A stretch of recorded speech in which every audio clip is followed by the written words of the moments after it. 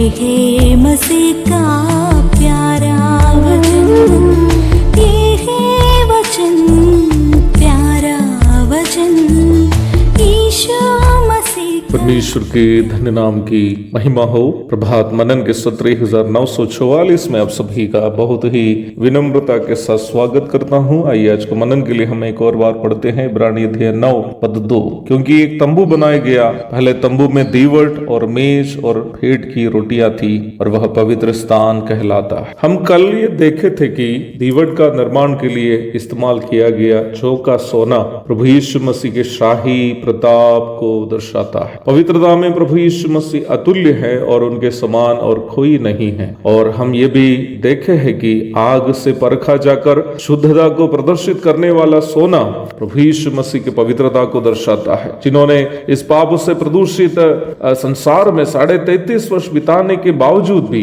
पाप से प्रदूषित नहीं हुआ। प्रभु ने किसी का कुछ हड़पा नहीं, किसी को धोखा नहीं दिया, किसी के खिलाफ जंग नहीं लड़ा, किसी भी महिला या पुरुष के साथ लैंगिक बदतमीजी नहीं की, ना दुर्व्यवहार किया। 33.5 वर्ष परखने के बावजूद भी ना यहूदी 2023 वर्षों से परखने के बाद ना संसार प्रभु यीशु मसीह में कोई कमी पाई। प्रभु यीशु इतना नहीं कि वो बेगुनाह है, बल्कि वो परम पवित्र भी है, उसमें पाप नहीं। बेगुनाह का मतलब है उन्होंने कोई गलती नहीं की, परम पवित्र का मतलब है उनमें पाप नहीं। परंतु जगत को पाप का अंधकार से धार्मिकता की ज्योति में लाने के लिए उनको ढला जाने की प्रक्रिया से गुजरना पड़ा। हम कल देखे थे कि सोने का कच्चा धातु कैसे छोके सोने में परिवर्तित हो जाता है, उसके लिए उसे आग की परख से गुजरना पड़ता है। परंतु उसी छोके सोने को एक सुंदर दीवट का आकार प्राप्त करने के लिए शिल्पी के हथौड़े का मार खानी पड़ती है। मार खाते खाते उस चौका सोना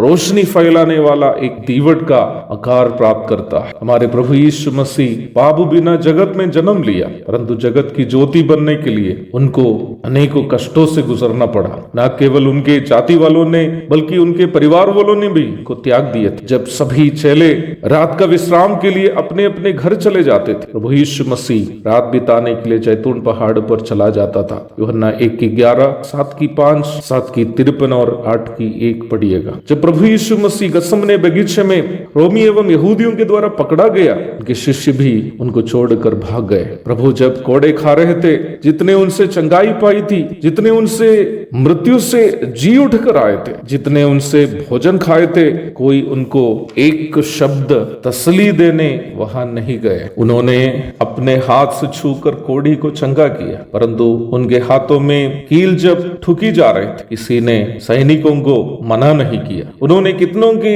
घर तक जाकर पैदल चलकर मुर्दे को जिलाया था और बीमारों को चंगा किए थे। परंतु प्रभु के पद कमलों में रोमी सैनिक लोग लंबी कील ठोक रहे थे, किसी ने नहीं कहा कि वो बेकसूर है। जब उनके मस्तिष्क पर कांटों का मुकुट रखे हला जा रहा था, कोई नहीं था ये कहने के लिए कि उन्होंने कभी बुराई नहीं की। जब उनके मृत शरीर में भाला से पंजर को छेदा जा रहा था, किसी ने भी जो उनके गहरे प्यार को कई बार अनुभव किए, ये नहीं कहा कि उनके हृदय में हम मनुष्यों के प्रति अत्यधिक प्यार है। मानव जाति के उद्धार के लिए परमेश्वर के हथौड़े से प्रभु यीशु मसीह ढलाया गया, ताकि वह हमारे उन हृदयों को जो पाप के भयानक अंधकार से भरे थे अनंतकालीन ज्योति भर दे। मुझे सुनने वाले प्रिय भाई बहनों, प्रभु यीशु इसलिए मानव जाति का उद्धार करता है क्योंकि वो हमारे पाप के दंड को सहकर हमारे बदले क्रूस पर मृत्यु सहकर तीसरा दिन जी उठा। उनके धन्य नाम की महिमा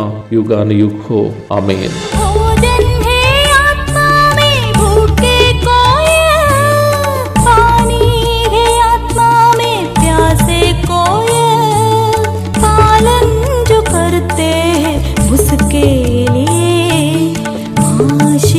पाने का साधन है ये है वचन, प्यारा वचन, यीशु मसीह का प्यारा वचन।